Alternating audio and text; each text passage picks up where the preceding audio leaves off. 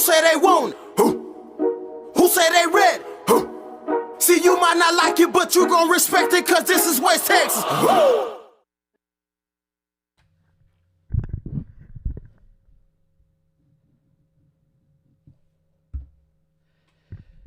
Good afternoon, boys and girls. Manny Diaz here for San Angelo Live. Cover One Live here on www.sanangelolive.com. Hey, the Central Bobcats are coming off a very, very tough, 69-28 loss to Midland Legacy on Friday night in Week 11 or Week 10. Coming up just shortly, we will bring you the live press conference with San Angelo Central head coach Kevin Crane. In the meantime, let's introduce the other member of the broadcast here, Mr. Matt Trammell. Trammell, always bringing the goods. Yeah. Hey, I'm excited, man. I got my orange on this week, rocking the Bobcat orange because I'm really excited about this week. This is coming off a big loss with Midland Legacy, but we always got something for Abilene. They're our rivals, so, hey, maybe this is the week we can change it up. And we're already going to be in the playoffs, so we don't have anything on the line. Maybe be able to air it out and score a lot of points. Yeah, hopefully they come up with something. In the meantime, here's a live look at the podium as we await head coach Kevin Crane momentarily. 2 o'clock scheduled press conference with the old ball coach there. In the meantime, Trammell, this was goodness gracious, it was a tough loss because primarily, Legacy, they're just darn good. Yeah, of course. They one of the flexed best quite a bit on Friday night. Yeah, they're one of the best teams in the state of Texas, man. They lost to Arlington Martin by just a few points. So we all knew. I mean, we didn't all know, because anything can happen in Texas high school football. But we all kind of know what's going on. Man, if you want to go, I think we're going. Okay.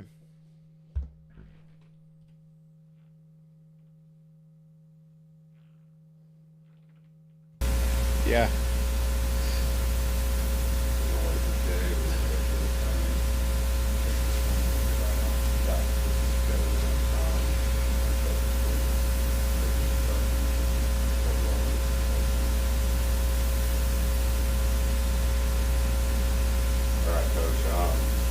I guess we'll start off by talking just about Friday.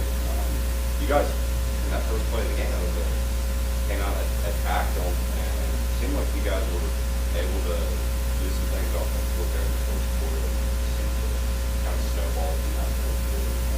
Extra thoughts on Yeah. It was a good first play. We threw the deep post pass to Jacob English, and he was able to run under it and make a great play, and started off really well and did some good things in the first quarter, just like you had mentioned. But we had a hard time sustaining it. They're a really good football team, and we knew that going in, and we knew we were going to have to play, really good to have a chance to compete with them. And obviously, we didn't match what they had, and so. They're a really good football team. Credit to them. Not only offensively are they really good, but defensively they're pretty solid. So we had a hard time moving the ball and sustaining some success, and they were able to stop our run, and then we had some success through the air, just not consistent enough to keep up with what they were doing on offense. You had to lock up a playoff spot, but you had to do some scoreboard watching. At what point in the night did you kind of find out, and then when did the rest of the team kind of find out what was over? Yeah, we kept up with it. We knew the scores at halftime, and then the coaches up in the box were giving us updates down on the field as it went. So we knew that Abilene had beaten Midland before our game had ended, and then we found out that Friendship had ended up beating Odessa kind of right after the game was over. And so talked to the kids, and then we came in and we kind of told them the scenario and announced it to them, and it was, obviously they were happy, but it was tough, just because we'd come off a loss, and we didn't play great, so the mood was not a happy mood by any means. And then you come inside and announce it, and they were excited to be in the playoffs, but it's just was just kind of different. It's not the normal celebration that you would expect. But we had a chance to kind of sleep on it. We talked about it Saturday, and it was obviously a little bit better Saturday, and then we talked a little bit more about it this morning. And basically my message to them is really and truly it's a new season. And that's the way we're going to approach it. And that's the way we're going to go about it. And obviously here we got Midland High this week. Abilene High this week. But then we have a chance here in the playoff to do some things. And so we're gonna kind of look at it as a new season and see what we can get accomplished here the rest of the way.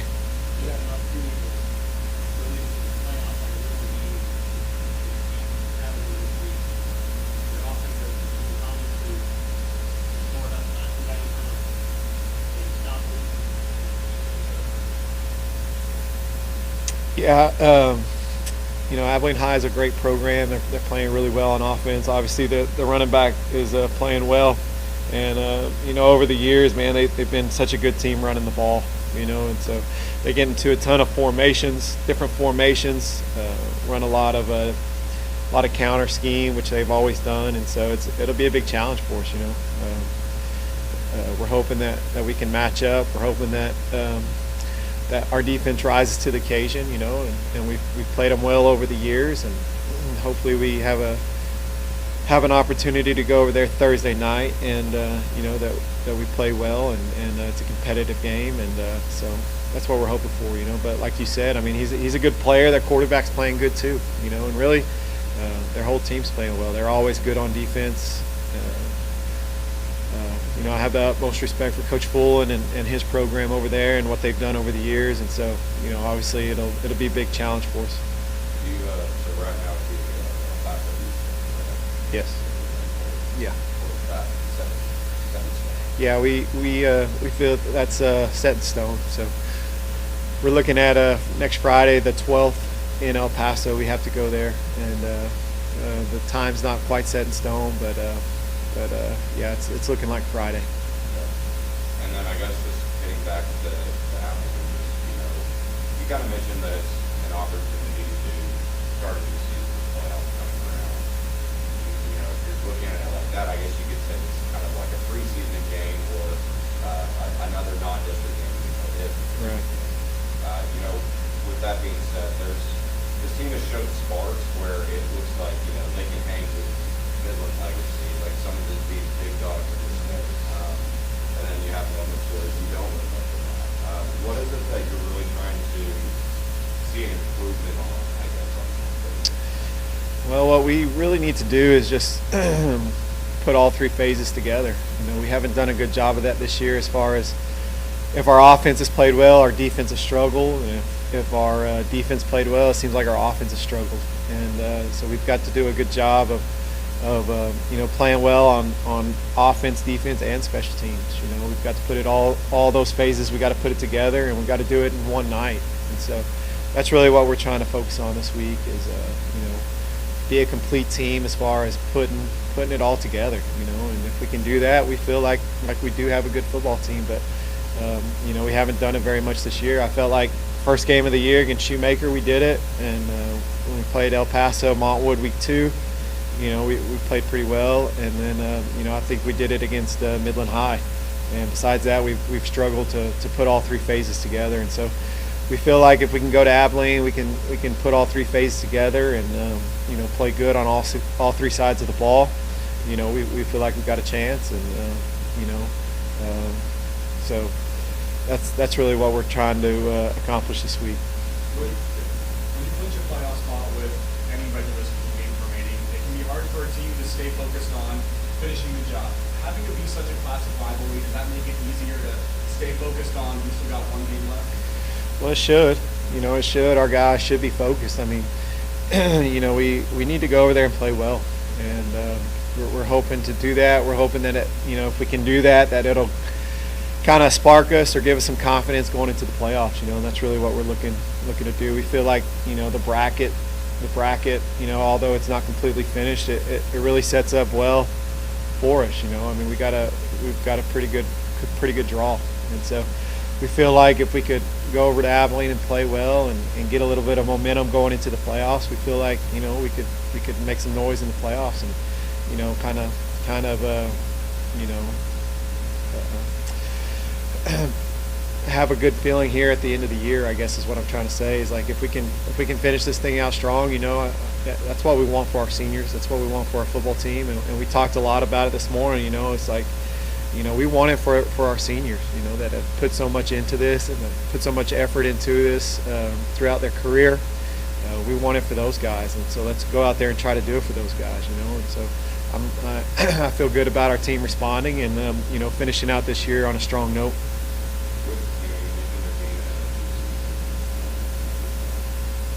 One of the things that I think every coach understands that you're talking to guys from 17 and a lot of them, you know, even myself, like you think in the present now, which is a good thing, I guess. But however, how confident are you that they're able to put the past in the past and really focus on just this 1 week and then getting ready for playoffs and that new season? Well, you're right. I mean, you know, sometimes it can be difficult when you're dealing with teenage boys, you know, but that's the hope, you know, and that's what we talked about, and that's the message we're trying to pound into them this week. And so we've got to forget about the past. I mean, there's nothing we can do about the past. But what we can do is we can focus on, you know, this week, this play, and let's try to be the best that we can be, you know, for each of these individual type plays, you know. And if we can do that, you know, we got a chance here to really do some good, you know, in the playoffs. And so that's what we're hoping for, and that's what we're after, and we're going to continue to talk about it, you know, throughout this week and into the future. And so, you know, the past is the past, and we gotta move forward here and do the best we can here going forward. What does it mean to you to be able to continue the playoff streak that you were able to start as a coordinator here on the Buccaneers? Well, it means a lot. You know, it does. It means a lot. And I told the team, you know, anytime our team can make the playoffs, you know, it's a good thing for our program, just because we get the extra practices. We can continue to work with some of the younger players, and you know, it's just extra football. And so anytime that you can do that, you know, it's good for your program. And you know, to me, that's what's most important. And so, you know, obviously the way we got in this year is a little strange and all that, but at the end of the day, we're in, you know. And so we got to go make the best of it. And we've talked about that, and we're preaching that. And you know, it's almost like we got a kind of a second chance here, and let's go take advantage of it. And so, but you know, continuing in the playoffs is a neat thing. It was a goal of ours from the very start of the year. And you know, a couple weeks ago, you know, weren't sure if we were gonna get in there, and you know, here we are, and we're in. And so, you know, it's a good thing, and it's a good thing for our program and our school and our town and the whole deal. So, like I said, we're going to try our best to go make the best of it.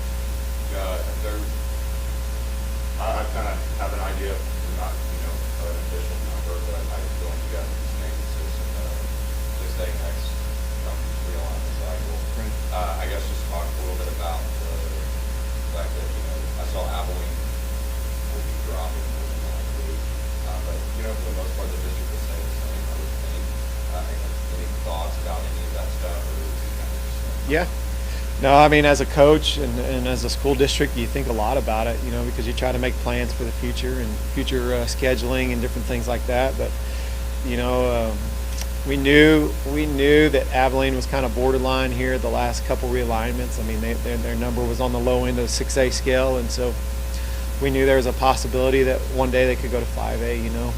And but, you know, if really, we're so isolated out here in West Texas, and you know, it's going to be interesting to see what the UIL does. I mean, the only two things I can think of at this point is either Weatherford or potentially Del Rio, you know, putting them into our district, and I'm not sure they'll do that. You know, they might just leave us at a 16 district, but then you start thinking, well, in 2 years, Friendship's going to split their school. They've already voted to do it. They're already building a new school, and so they're going to be 5A, and then what are they going to do then? Because they're not going to keep us out here in 5 teams. In a 6A district, it'd be impossible to find non-district games for us. Because all the 6As would be playing games. So, it'll be interesting to see what happens here in the future. But I know probably won't be playing Abilene High in district and whatnot, but we're going to continue to try to play non-district because we are pretty close proximity, and so we've got a good relationship with Abilene High and their coaching staff. So we're going to continue to try to play, but it'll be interesting to see what happens here in the next not only this realignment, but in a couple more years down the road as well. When realignment comes around, I feel like there's a lot of tradition Abilene being the school of long history. You guys haven't moved out to the Metroplex and not playing, teams.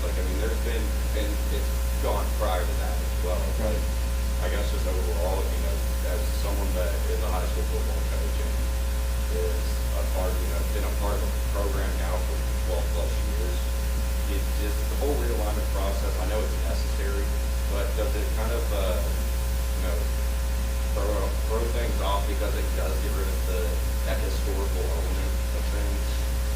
Yeah, there's an element of that for sure. When we went to the Metroplex, a couple years ago, it was like, whoa, this is weird, and we're so used to playing, these teams out in this area and the traditional rivalries. It just, it makes it weird. But, like you said, it's necessary just because of the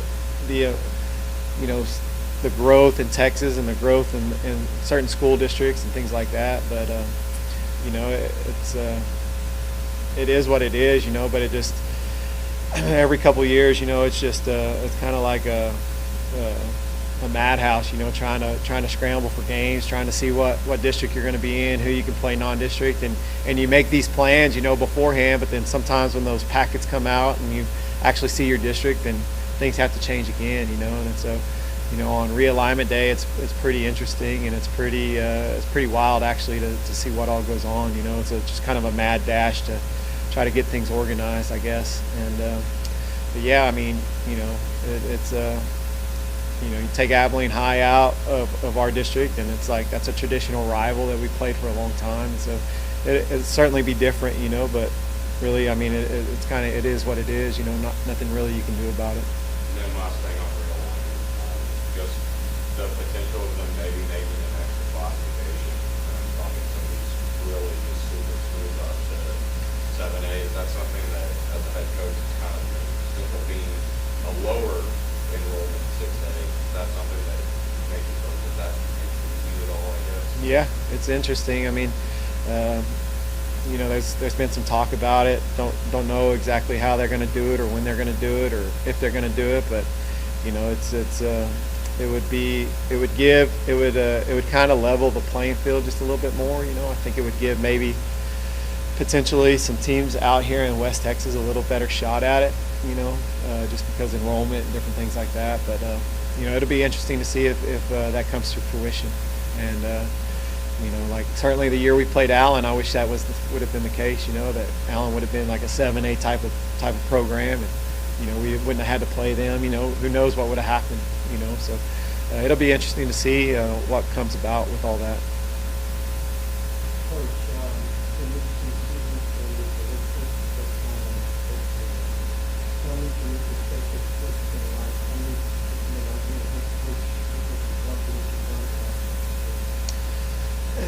Yeah, it's been a eventful year, I guess. But we every week you learn something a little different, learn something new.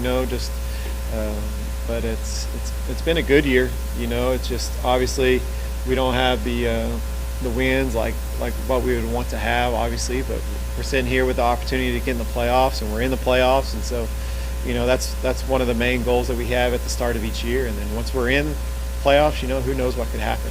And so I'm just glad for our players, for our seniors, that they're going to get an opportunity to continue. I told them this morning, unfortunately for Odessa High, they're putting up their gear right now, and so don't wish this away. Is my message to them. Let's keep doing it. Let's keep going, and let's see what happens. I've seen it a lot of times where teams will get hot in the playoffs. They might not have the greatest regular season, but they get hot in the playoffs. They make a little bit of run, and so that's kind of what we're hoping for and what we're shooting for, and see what we can get done here.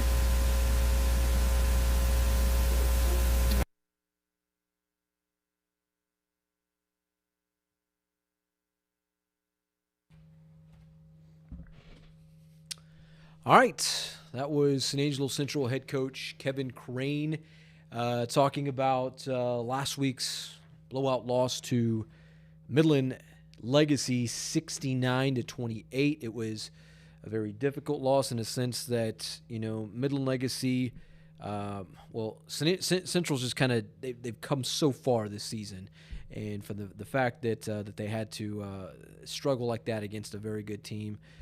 It was a difficult game to watch, nonetheless, Matt Trammell. Yeah, it was, but that team is super good. I mean, they have stars all over the field. But now it's on to the next one, right? So we got to look at King Thomas. We got to figure out how to stop him. A.B. Ramirez, good guy over there too. So then it's on to El Paso, where who we got, Manny? Who are we discussing? The likely opponent for that is El Paso Eastlake. This is a team who Central saw last season in the opener. They're in El Paso, as Kevin Crane talked about, that they are likely to go to El Paso because they're the way they're fitting in the district standings. And with that in said, I mean that's what's kind of just made it difficult for these guys this season. In fact, we'll show you kind of a look at the district standings right now, and here we go. So with this, Midland Legacy, your number 1 team in the district. Abilene High, number 2. Odessa Permian. Right now, Abilene High just a touch better, a shade better than Permian, just because of their head-to-head matchup. San Angelo Central coming in at number 4, that 4th and final spot. This district is decided. Midland High 5th, Friendship 6, Odessa 7. So 5, 6, and 7 are completely eliminated at this point right now. So we're looking at the top 4 in this district. So Midland Legacy and Odessa Permian 1 and 3. They're going to go big school Division 1, Matt Trammell. So it's going to mean San Angelo Central, Abilene High will be entered in the Class 6A Division 2 slots. So because Abilene High is getting that number 1, getting the number 1 seed out of the Division 2, so that means Central will get the number 2 seed out of that. I'm not saying it's not out of the realm of possibility for them to win a football game in this postseason, but I tell you what, El Paso Eastlake, who they're likely to match up against, who's currently 8-1 overall, 5-1 in district play. They're the number 2 seed out of the district. The matchup that they've seen before prior to this, I mean, earlier in this district season, is against the common opponent that they share with San Angelo Central is El Paso Montwood. Eastlake beat Montwood 50-0, Trammell. And if we go back to what was it, week 2 with San Angelo Central and El Paso Montwood, I think it was like 39-28, something along those lines. So Central didn't exactly have their way with them. I mean, it took them a while. I mean, they had to wake up in the second half, but nonetheless, this El Paso Eastlake team looks a lot better than what they were a season ago. Well, the good thing is they've played there. They've done the drive already, and especially this year. Remember, during that game, it poured rain, and they had to stop at halftime. And that game ended up taking 6 hours. Man, you were talking earlier about you went to the rope-in earlier, and you were like, "Man, I wish it wasn't 4 hours long." Because like football, you can condense it, and basketball, you can condense it. Well, a football game was longer than that thing, man. It was 6 hours long, so that's a long game, especially after the drive, and then you got to drive home. So they're already prepared for that, I think, more than anybody else who would have to go to El Paso. So I think they have a little bit of an experience edge there on that one. Yeah, no, I'd agree. I mean, it's we haven't completely broke down the tape on Eastlake and what they're about this season. All we see is just the wins and losses, and and the common the opponent that they share, Central and Eastlake. But I mean, it appears that they're a little bit better. Central still has to go out and play this week against Abilene High. The guy to really stop this season or this week is senior running back DeKing Thomas. This kid he's probably just a shade. He's on that level of McKylan Young. I wouldn't say he's better than him. I think McKylan Young's the best running back in West Texas, if not this entire region. But I tell you what, DeKing Thomas makes a solid case. Last week against Midland High, 16 carries, 199 yards, 3 touchdowns. Of the 24 plays that they ran offensively, Trammell, Abilene High against Midland, 23 were run plays. Oh, my gosh. So, I mean, these guys, they're looking to just run it down their throats. Yeah. Once again, this week. I mean, Abilene High, they are what they are. I mean, we saw them earlier this season, and I think whenever the wake-up call with us was just like, okay, there they are. They lost to Amarillo Tascosa. They even lost to their crosstown rival, Abilene Cooper. Remember seeing that? Right, yeah, that one. But, hey, that's as a Bobcat fan this week, you got to really look at that game and kind of bring back some hope. Yeah, this team can go toe-to-toe with Mojo and all these rest of these little Southwest Conference. But remember, you're their rival. Bobcats have been playing these guys forever, right? They've been playing every single year forever. And that pretty much is going to show them, just like the Abilene Cooper, maybe they can lose to a close little rival because they know how to play them. You know what I mean? Yeah, and in that week, they didn't have DeKing Thomas. DeKing Thomas, I think he got hurt in that week 1 matchup against Tascosa up in Canyon, and they didn't. I don't believe they had him for 3 weeks after that, two or 3 weeks after that. Yeah, but we saw what he did against Midland Legacy.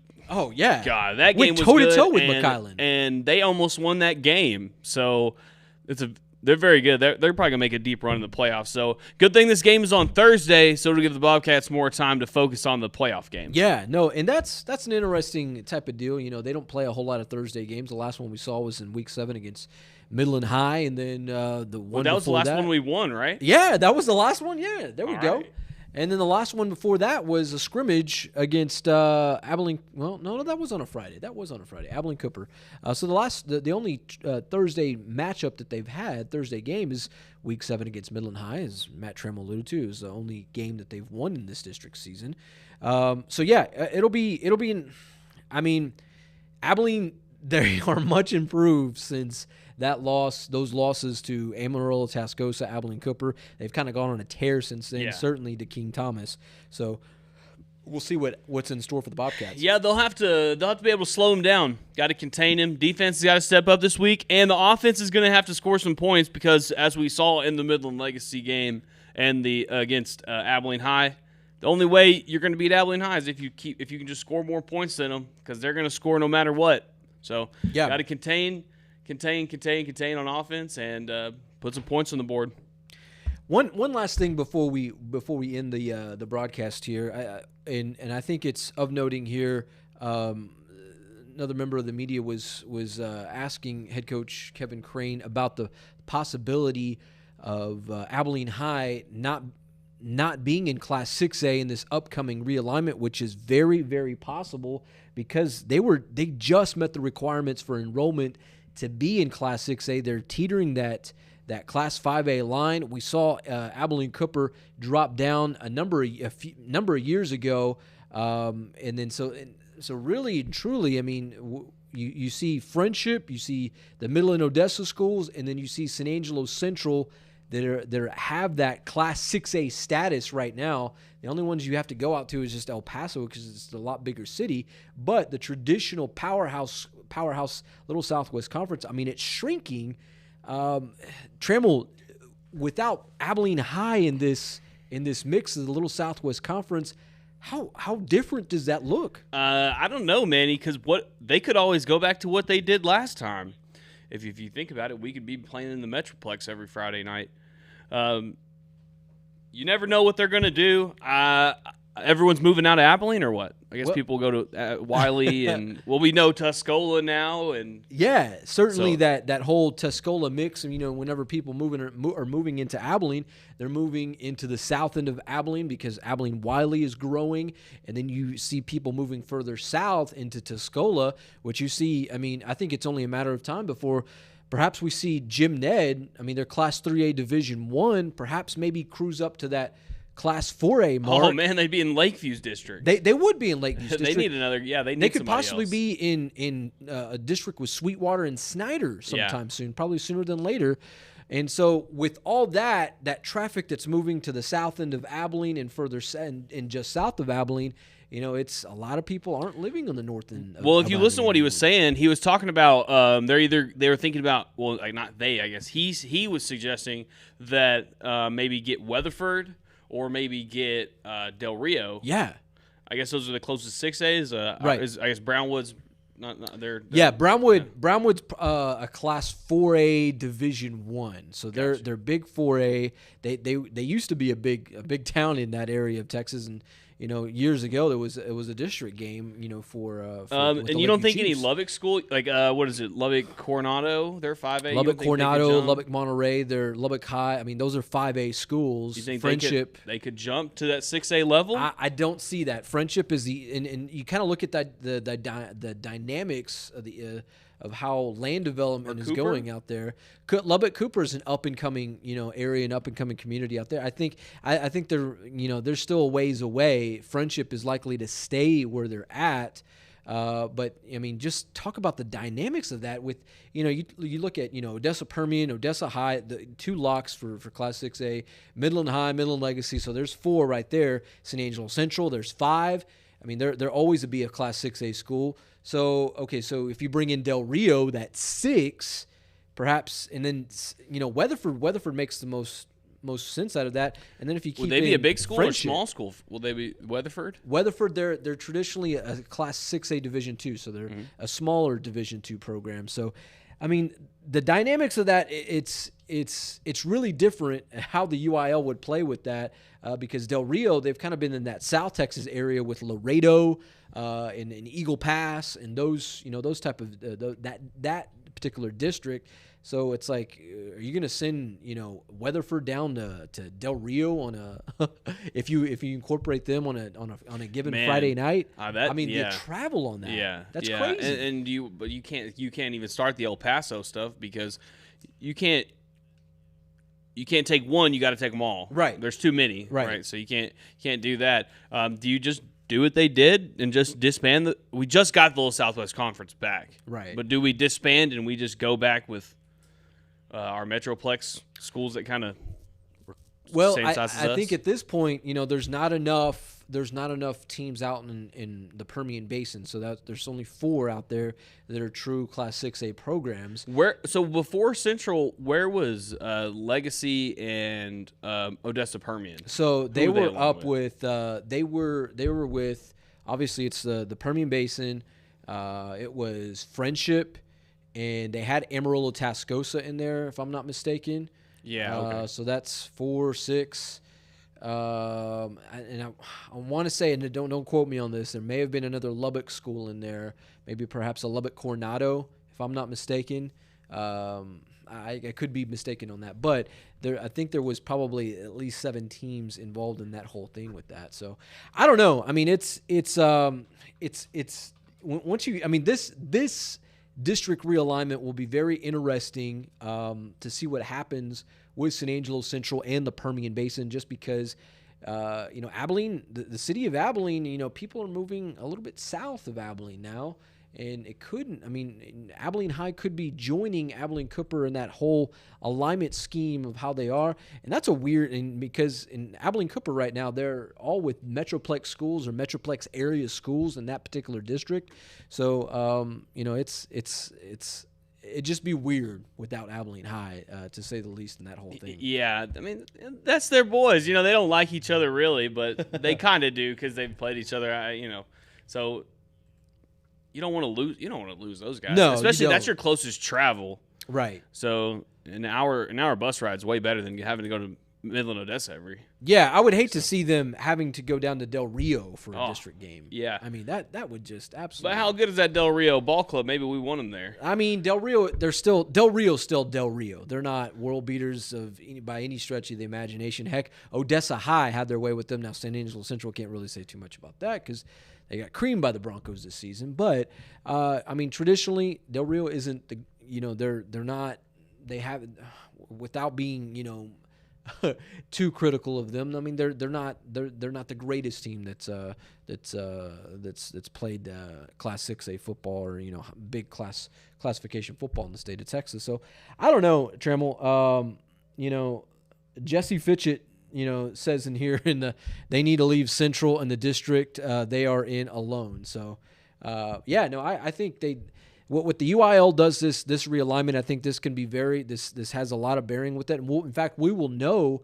I think we should probably know here maybe within the next few weeks when they start turning in enrollment numbers, and certainly where if Abilene High meets that particular alignment. So I'm looking back at the previous alignment, and it was Permian, Tascosa, Midland Lee, Midland, Odessa, Friendship. So it was only a 6-team district instead of a 7-team district. So I don't think that they would rule out a whole 6-team district. What is the possibility of losing Abilene and adding Amarillo, Tascosa? Well, Tascosa, those schools, they're big enough to be in that class 5A, that division there. So Tascosa's a 5A? Yeah, they're class 5A division. Oh, then there's no way they're moving up. I don't see them moving back up to class 6A. So I mean, if they stuck with a single 6-team district, you're looking at Central, you're looking at Midland Legacy, Midland High, Odessa High. And you just lose Permian, or you just lose and add Friendship, or you keep Friendship and you just lose Abilene High. Yeah. So you'd have a 6-team district right there. Yeah, well, Friendship probably like that. Then they can just they can afford to cheat one game and then still make the playoffs. So, but I mean, if you think about it, Trammell, I mean, it makes that district race, incredibly tighter. Yeah, it may be a little easier to win a district championship, that's for sure. Because Abilene last year they upset Mojo, and then this year they're just running everybody. So definitely one of the better teams in the district. So good to see you go. Yeah, good to see you leave, but good to see you go. Well, I tell you what, and I've covered Abilene High for a number of years. I would, in the city of Abilene. Let's paint you a picture here. Whenever they draw up the dynamics of what Abilene High is and Abilene Cooper, the favored school in that town, in that city, Abilene High. I mean, they're the traditional powerhouse. Mm-hmm. Abilene Cooper was the first to go to Class 5A, and they will. I think they'll stay that way, to be honest with you. But I think there's a lot of people in the city of Abilene, in Abilene ISD, that will fight to keep them in that Class 6A. Division, primarily because they don't want to lose Abilene High they don't want to lose playing in that little Southwest Conference. Yeah. That's a traditional, especially if they can compete in it. I mean, it's not that it's not one of those situations where we're the best team and we're running everybody because we're so big and we're on that line, or we're so terrible because we're on the bottom of the line. They're on the bottom of the line and they're second place in the district. So yeah, I can imagine. I think they have a right to stay. Yeah, I think so. I mean, I think the powers that be in Abilene are going to fight tooth and nail to keep them Class 6A.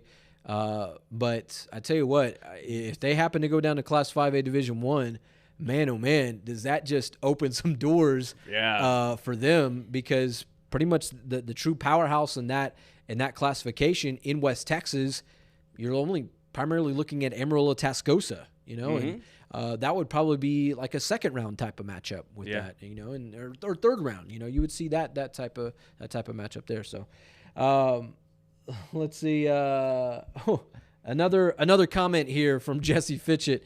I'm still laughing at the point that Midland Legacy are still the Rebels. Get rid of the Lee in the name, but are still the Rebels. They're colonial rebels. Yeah, they're not. Yeah, they're not Confederate rebels anymore. They're colonial rebels. Yeah, so. It's. I tell you the what, leg.